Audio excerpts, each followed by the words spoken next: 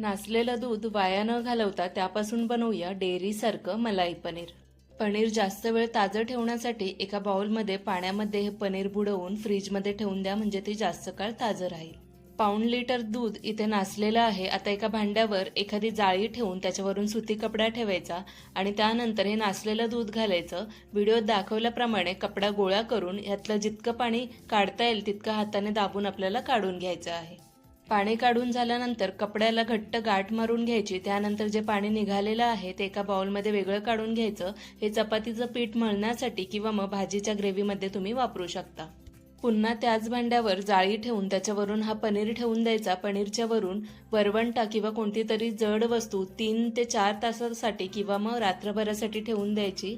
4 तासानंतर वरवंटा काढून कपड्याची गाठ सोडून घेतली आणि या पनीरचे काप करून घेतले. नासलेल्या दुधापासून मस्त डेअरीसारखं मलाई पनीर तयार.